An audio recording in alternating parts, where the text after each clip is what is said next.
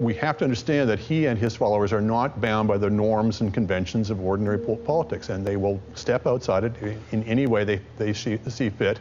Trump is desperate. He needs to stay out of jail. From a Canadian perspective, a number of these people have already had bad things to say about Canada or predictions about our next Canadian election. Yep.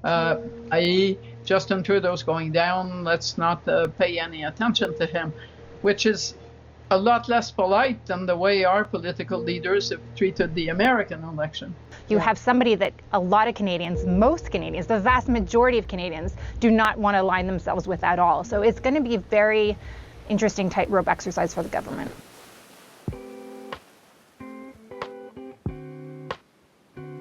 Welcome back to more Reacting to the Media. My name is Clinton, and this is the Citi-Zen-Ship Show. Today, we're taking a look at CBC. Last time we did a video like this, it went really well, bonkers on the channel, so we're coming back with part 2. Today, we're talking about the At Issue panel. This is a panel of journalists that CBC assembles on Thursday nights to dive into political discourse. These episodes I picked are all about the American election. They're the 3 most recent. So you have about 60 minutes of content that we boiled down to about 10 minutes here. I hope you guys enjoy the clip show, and don't forget to subscribe.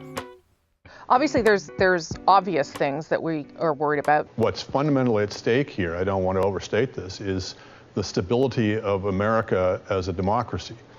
When I interviewed Frank McKenna, Canada's former ambassador to the United States, he thought it would be Trump unleashed. That's sort of how he characterized what another Trump mandate would be, Chantal.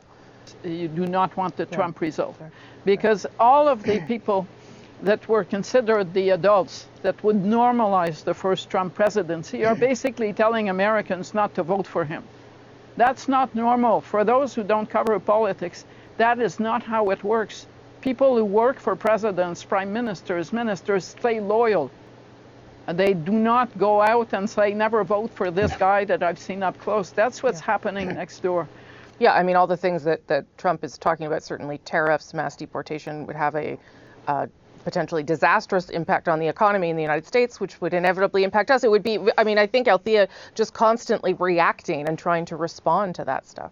It will be a harder relationship to navigate no matter who is in the White House. Just one is I mean, monumentally more difficult. Orders of magnitude. I mean, since 1867, the basic foundation of our reality as a country is we could always assume that the country to our south, the Colossus to our south, was a stable, united, democratic country. So we didn't have to worry about it too much. We'd have little disputes here and there about softwood lumber or tariffs, but we didn't have to fundamentally worry about, how stable it's going to be. That is no longer an assumption we can make. So what is at stake for Canada with Donald Trump back in office? How will the Team Canada approach respond to threats of tariffs, amongst many other things to consider? I'm Rosemary Barton, here to break it down. The Liberals say they're ready.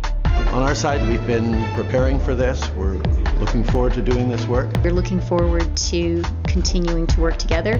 We're looking forward to this work. No, I don't think anybody's looking forward to this work. It's like it's worse than a root canal. The message of the government, stay cool, it's almost business as usual, is, excuse my language, BS. Things could get really crazy down there in a hurry. It's one thing, Mr. Trump is one thing, but the people around him, some of them, are fanatics. And they believe they have a mandate to remake American society from the ground up.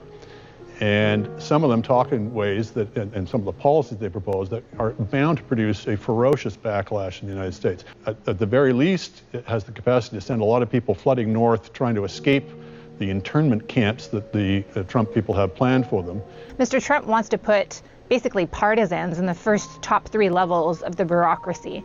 That means all those relationships that we depend on for like the boring stuff, like the water in the big lakes and the Great Lakes, like things like the stuff that we don't cover in the news but actually needs to get done. That's the stuff that you're going to have to, those relationships will be gone, and those people that you're going to be dealing with will be perhaps radically different in terms of their ideology. That's going to be a real challenge for the bureaucracy as well as the politicians. There have been 10 elections in major countries, and in every single one of them, the incumbent got sent home.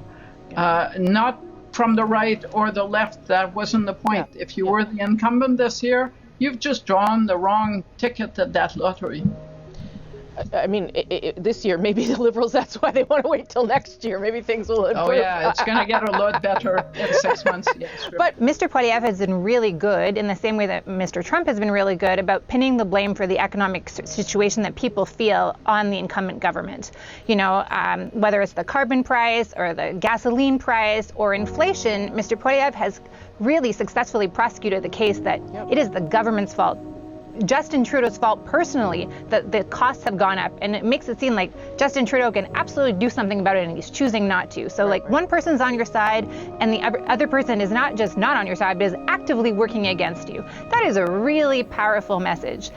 More people than last week are telling me that they are not disappointed with the Trump result, which I read as that there are many people who are telling pollsters they want to vote Conservative, and now they feel that they've been given permission. Why? Because they know that Pierre Poilievre is not like Donald Trump, but if the Americans can go there to get rid of an incumbent, it's a lot easier for them to go to Pierre Poilievre. I think the Liberals who are sitting around saying this is great because Canadians are going to be spooked by this and they're going to run to us, some may, but I'm not convinced that that's a really valid strategy. Which party is best prepared and which leader is best prepared to deal with Donald Trump is a legitimate issue to have an election over. And that does argue for an election sooner rather than later, so that Canadians can decide, and they can decide that Justin Trudeau is fine to be dealing with Donald Trump. He did okay in the previous round. Mr. Trump has been very clear in saying that he regards America's enemies as its allies and its allies as its enemies now. So he'll be cozying up to Russia, but he'll be doing everything he possibly can to antagonize America's erstwhile allies, and that would include Canada. I know this isn't like really Canadian politics, but they are pretty, let's call them bold choices. Let's call them bold choices. Yeah, well, bold is one word, insane is another. It's either genuine madness or it's a power play where you essentially force the Senate Republicans to accept madness as a token of fealty to the emperor. Trump, until now, I think you could describe him as a nihilist. I think this marks the transition to Neroism.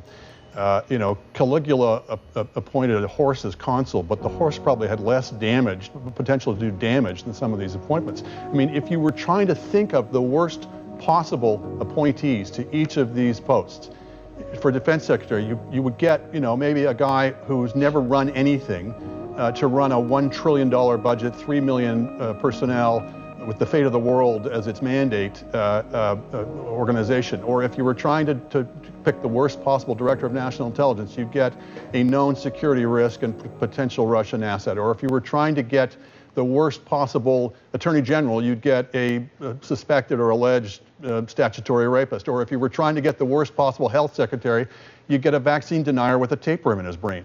So the madness of it is so apparent and so obvious that, as I say, the only potential method in that madness is the degree to which he wants to cow the Senate and bend it to its will. I suspect it may not even have that. It may just be Trump doing what Trump wants to do. I mean, should we say anything else? I don't know, Chantal. I'm laughing, but obviously these are.